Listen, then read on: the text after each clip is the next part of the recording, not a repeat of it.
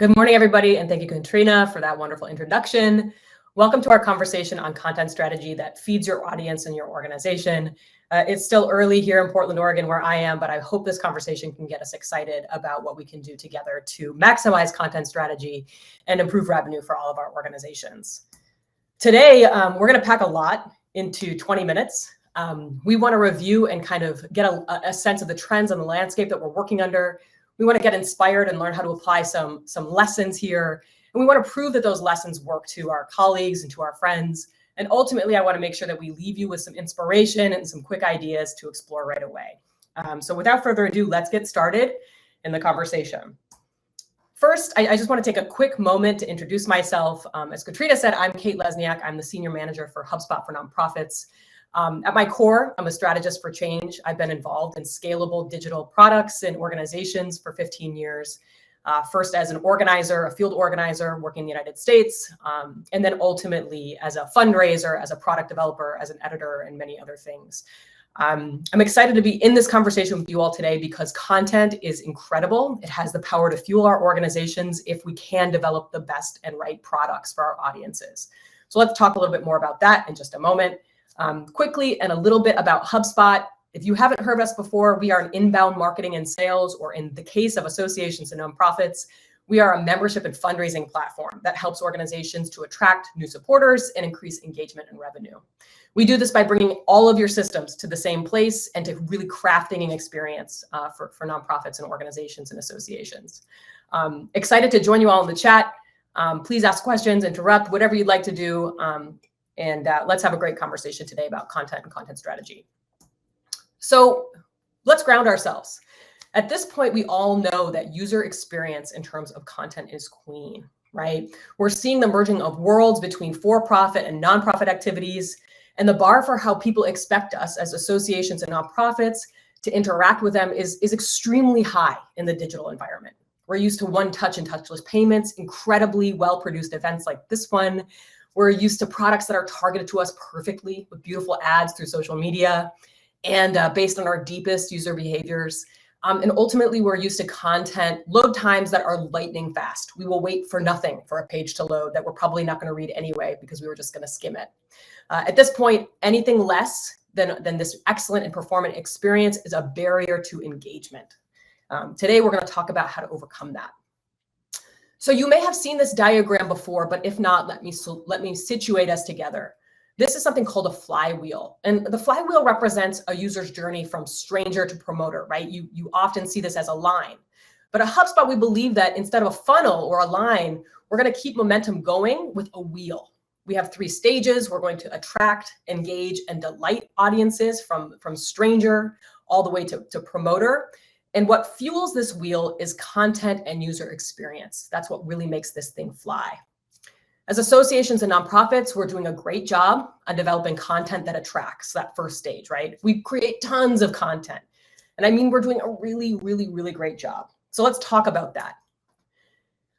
In fact, on WordPress alone, every single month, 70 million new pieces of content are generated. Nonprofits, associations, we make up 60%. We use WordPress 60% of the time. So WordPress is an incredibly popular CMS. This stat of 70 million new pieces of content per month is totally relevant. I'm going to give us a gold star on content generation. And then the other good news, right, is that 90% of nonprofits and associations are collecting data somewhere in the attract and engage process. So we know that we've got to produce this great content, and we know that when we bring people to the content, we've got to ask some sort of question or collect some sort of data in order to make it worth it. But actually, when it comes to employing that data we collected, when we attracted someone to our organization, to our event, to our site, and we engaged our audiences, right, and we bring them to the delight stage, we're not doing such a great job when it comes to converting using that data. 49% of folks don't know how their organization actually collects the data. So we're collecting it, but we're not sure how. And this is a big piece of the missing puzzle here, right? Because we have to know how we're collecting data to actually apply it. And 55% of folks feel that they need more experience using and analyzing data. Of course, we all kind of feel this way. There's so much data out there that it almost feels like there's nothing we can do with it at some times. Ultimately, just 5% of organizations are using data in every decision they make. And to be honest, I can't imagine using data in absolutely every single decision. So this 5% is incredible. Please send these folks my way. Ultimately, the good news here is that probably much like you, 95% of organizations would like to use better data to inform their work. These numbers come from an organization called Every Action that HubSpot did some research with a couple of years ago, but they haven't shifted much over the past couple of years. They're incredibly striking and they tell a really clear picture. We're collecting data, we need to use it better, we need to understand how to use it better to our advantage. But I've said data a lot, and I just want to ground us. This talk isn't about data, it's about content, right? We all agree that there's distance to cover. We're not alone in that feeling. We're not here because we have a dispute about content generation. We're here because we all want to know how we can do more with that content. And that's where data comes in. That's why I'm talking about it so much right now. So this is a classic user journey, right? We need to understand what's working, how to piece it all together, and most importantly, how to communicate that clearly to the right audiences at the right time. Let's talk about how to make content machines, which we're really good at, into conversion machines, which as an industry, as organizations, we can do better. So this diagram may be something you've seen before in the past. It shows an extremely simplified typical user journey from anonymous, I don't know what's going on, I have a question that I need an answer to, and I've Googled it, or I've arrived somehow at this association because I have an affinity for the membership here, to a super fan, someone who is both willing to pay for whatever the cost is to access your product and has the activation energy to find it, right? We're not just talking about casual fans, we're talking about super fans. As associations and nonprofits, we don't just want people reading our content and bouncing away. We don't want them to come to one event. We don't want them to engage with us once because we know renewal rates will be lower.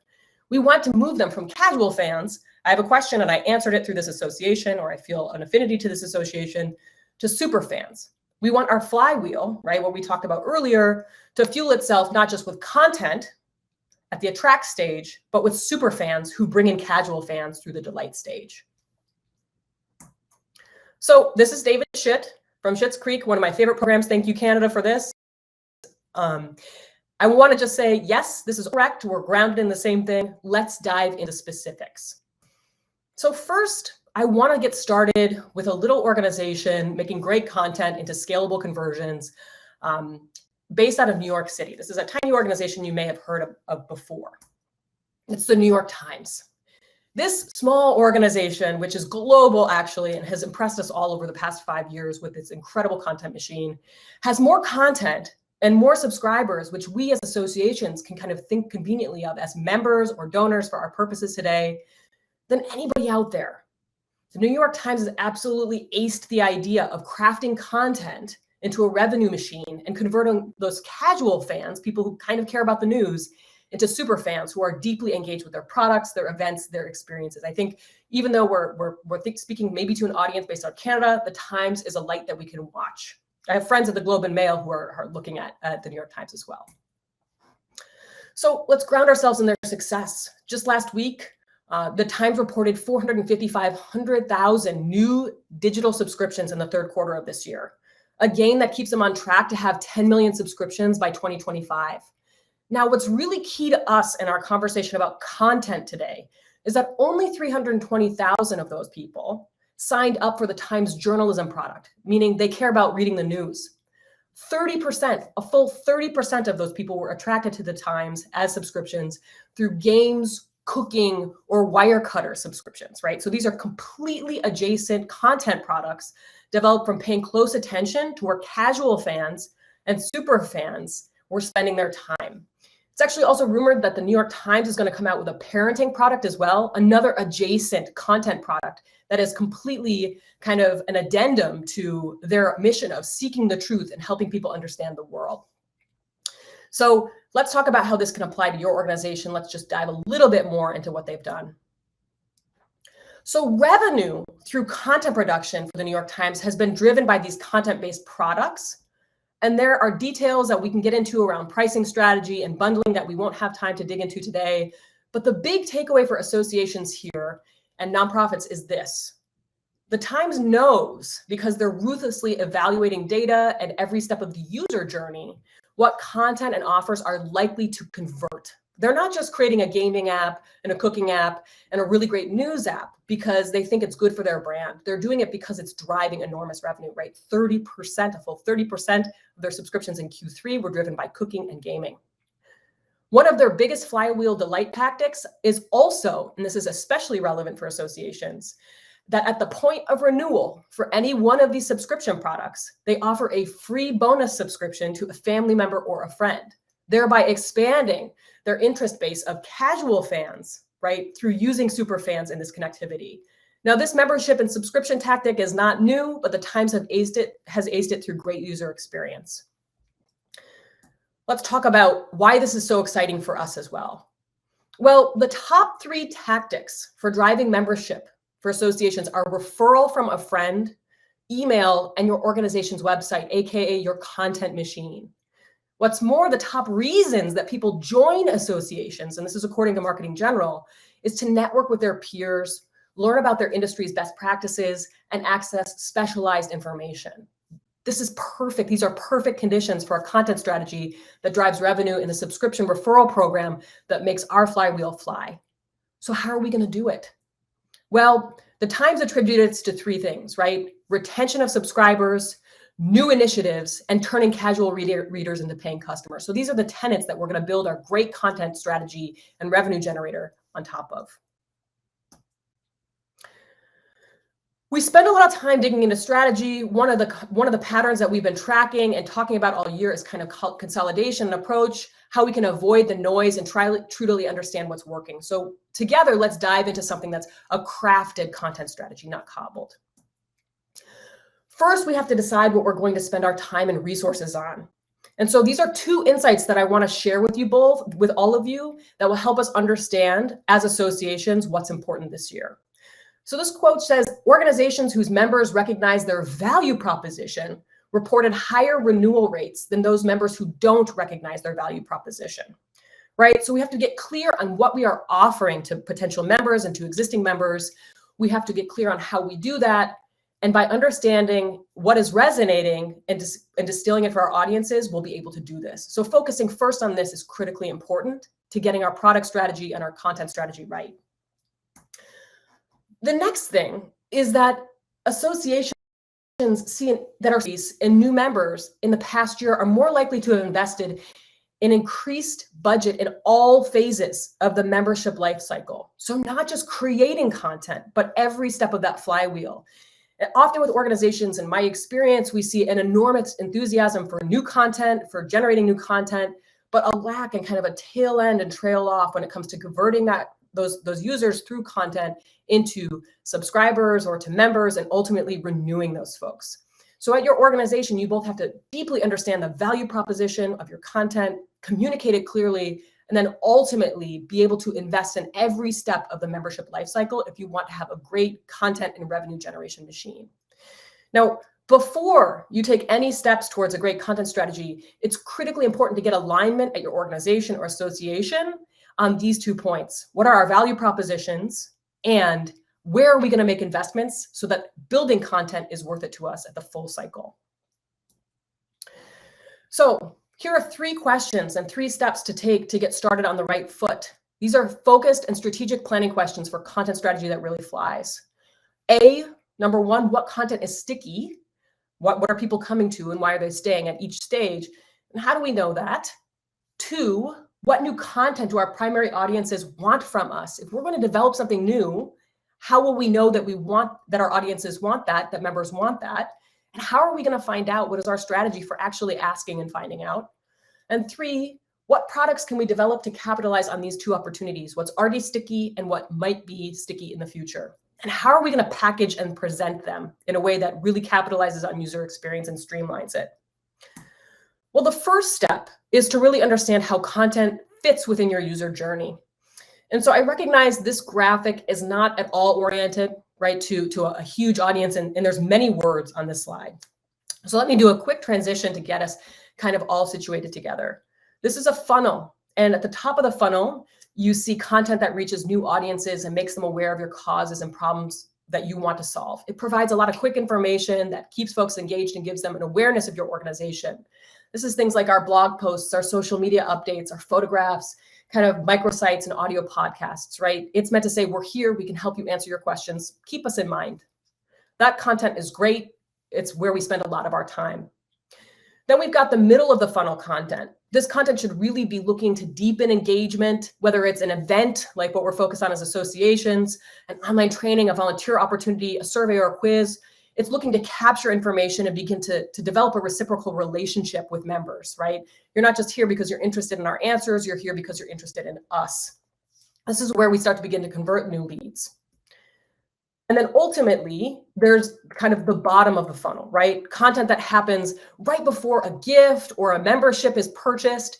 This could be specific to a campaign or a digital paddle raise or something like that at an event. This is the ultimate place that we want most of our attracted members to land.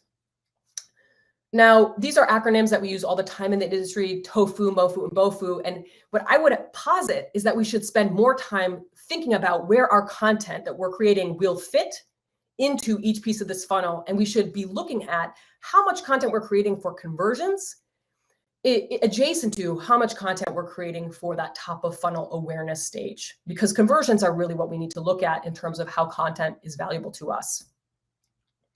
So here's what to look at when you're evaluating content for stage worthiness. This means, okay, I've got 200 pieces of content, or last year I created 300 pieces of content or 20 pieces of content. How can I understand how they're a good fit for each stage? These are KPIs, these are indicators of success for your content analysis that you can pull from your Google Analytics or whatever platform you're using to evaluate your content. At that top of funnel, you're going to look at number of views, time on page, entrance rates to compare to other content on the site, things like that, scroll depth. You're going to look at next page path in that middle of funnel. Is this driving somebody to the next piece of content in our ecosystem? You're going to look at free offer downloads and event attendance, things like that. And ultimately, for that bottom of funnel, of course, we know we're looking at memberships purchased, conversion rates, lifetime value, kind of in hindsight. And now here, I'm adding one that is an acronym that many people probably have not heard of because I made it up, ROFU, which is return of funnel, right? It's coming back to that flywheel. There we might be looking for data like net promoter score, kind of customer dollar retention, and then referrals. How well is this content going to let us bring people back into the fold or renew?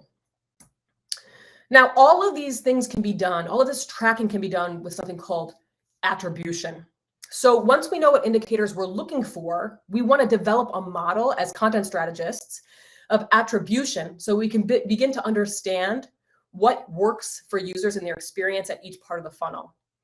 That is, when is a lead generated? Which touch point on content tells us something about why they came in? Attribution simply means giving credit. It reports and gives credit to a certain interaction, a certain piece of content, a certain event, something that you've brought forward.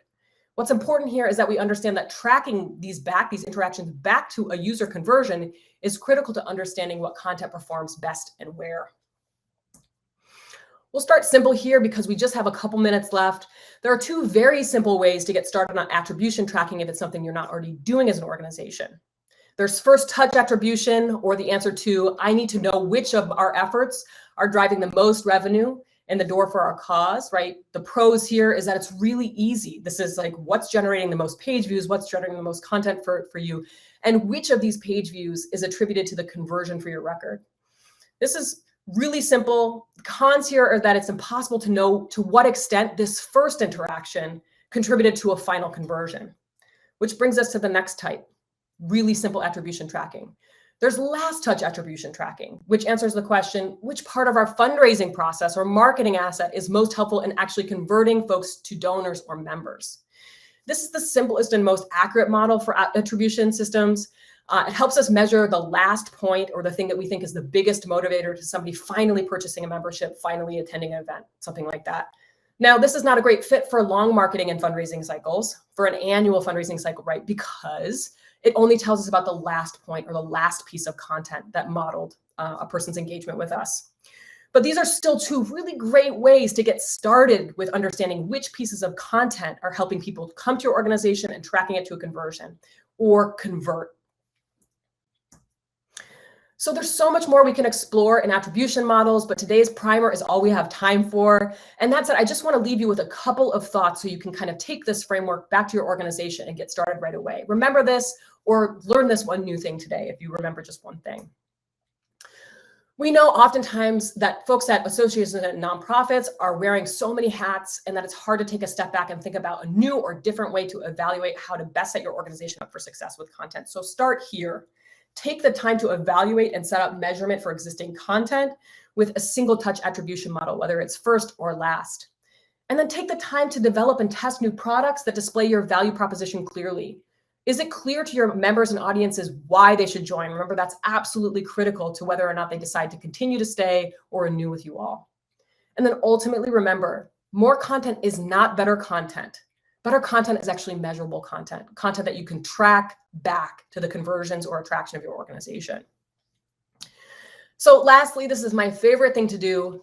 Let's say you already know everything about content strategy and attribution, right? Everything that I've shared with you up to this point is something that you've already got in the bag. Let me leave you with a few sparks to ignite your thinking and maybe even investments at your organization.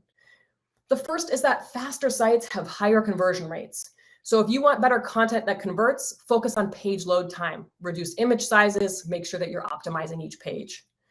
The next is that accessible content is more searchable to bots, right? We're talking about alt text, captions, correct content structures. Accessibility is good for your organization. It's good for distribution. Look at your site's accessibility. The next is that content strategies that center user language drive more conversions. So if your association is speaking to its potential members or existing members in language that's specific to the way your organization functions and not to what users need and are looking for, it's time to speak plainly and update your content strategy in words that most people can understand. And then lastly, or actually there's two more, landing pages with offers have higher conversion rates. Make sure you use them. Get a really clear landing page that has an offer or an attendance or something like that out into your content ecosystem. And lastly, personal narrative products are on the rise. We're seeing an enormous spike in investments from editors and publishers who are using Substack and just absolutely connecting with audiences on a personal level. So think about how personal connections through individual personalities from your organization can scale through digital and newsletter programming. So that's all I have time for today. I just want to thank the association program and Eventmobi here for having me. Please keep in touch and explore HubSpot for nonprofits. We're at hubspot.com/nonprofits. If you have questions, you can literally email us. And you can find me, of course, on the all-encompassing platform for individuals, LinkedIn.